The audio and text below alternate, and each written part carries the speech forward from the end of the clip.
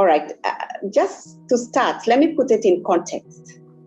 The Earth comprises of water because more than 2/3 of the planet Earth, or 71%, comprises of water, oceans, and also wetlands, lakes, and rivers, what we call internal waters, which led one of the earliest physicists to wonder, why do we call it planet Earth when it's full of so much water, when it's clearly ocean?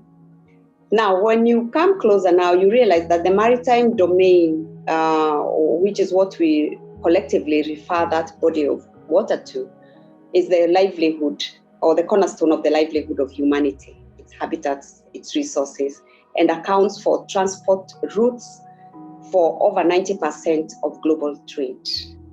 The oceans connect us, makes distant nations neighbors, and the human population is concentrated near coasts.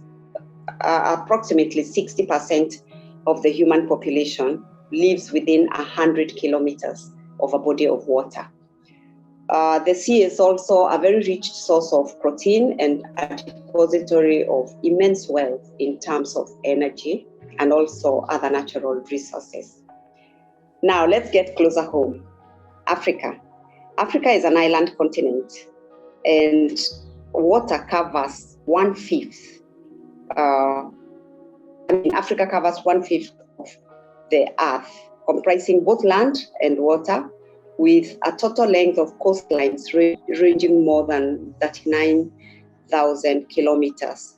As you are aware, Africa is surrounded by the Mediterranean Sea to the north, both the Suez Canal and the Red Sea along the Sinai Peninsula to the northeast, and the Indian Ocean to the southeast, Atlantic Ocean to the west.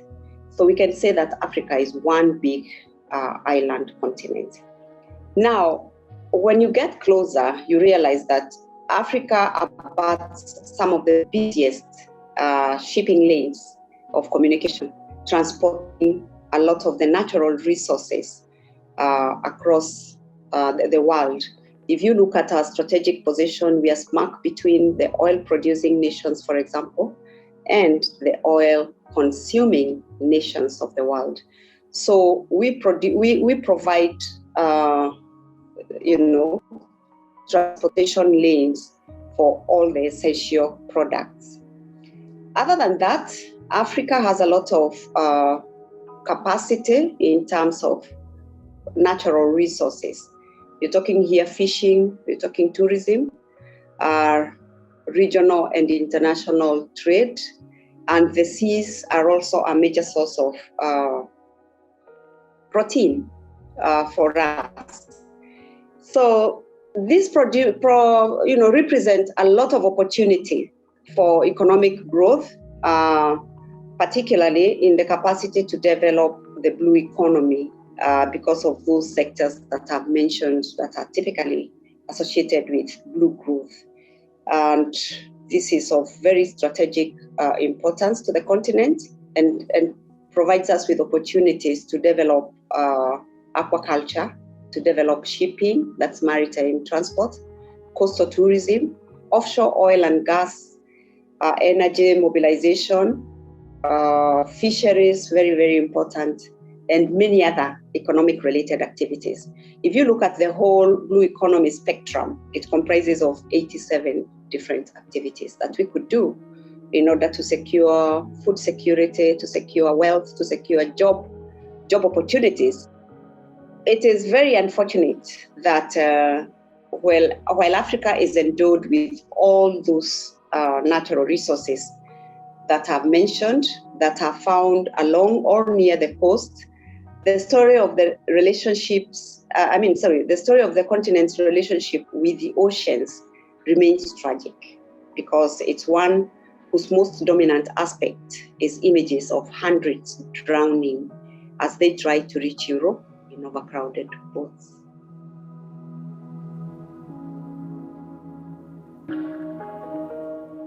I want to reiterate that there are immense opportunities for growth of our collective economy as a continent, but also the national economies, especially when you look at sectors like fisheries, sectors like tourism, maritime transport. That one we've not even tapped into. Offshore mining, among other opportunities.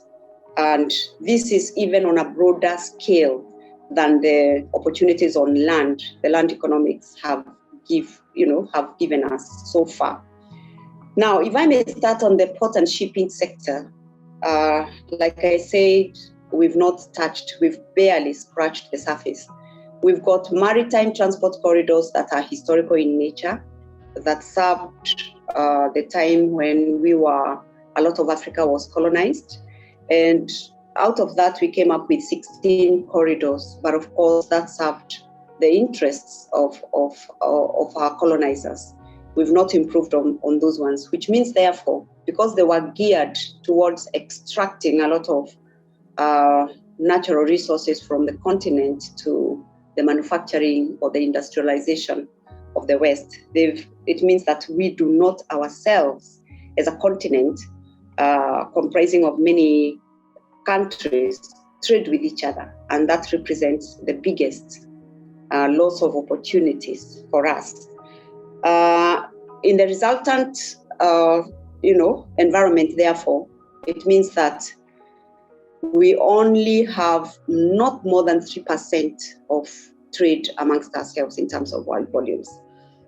But because of the discovery of a lot of minerals, it means that African shipping can be on an upward trend. And one of the opportunities, like I said, lies in modernization of ports, creation of sub-regional maritime shipping companies, including shipping lines, so that we stop over-reliance on foreign shipping lines to carry product, because then they dictate the routes that they take. And they also impact on how well we are able to trade with one another. It also opens or implies a latent opportunities in cabotage, being able to participate in the shipping industry ourselves, with and among one another. And when we look at the AFCTA free trade area that was signed by our leaders not long ago, this will rely a lot on our capacity to trade with each other. And therefore, this is urgently required.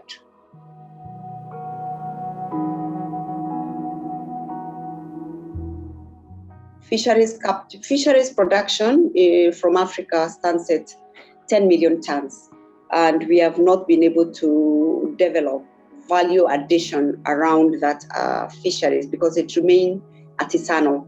We have not been able to venture into industrial or semi-industrial fisheries, and therefore we are not able to tap into this. And what we are being told is that if we are able to invest in this to train our people, then we should be able to tap into much more, not just for food security, but also for wealth creation.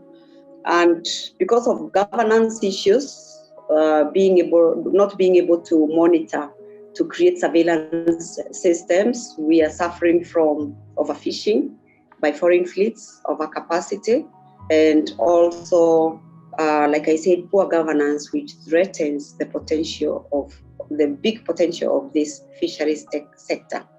Another sector related is aquaculture, being able to grow or to, being able to invest in controlled agricultural products from the water resources. And this is also an area where we can invest in. Blue energy, that's another area, and ocean mining. But the investments that are needed are also quite big, quite a lot.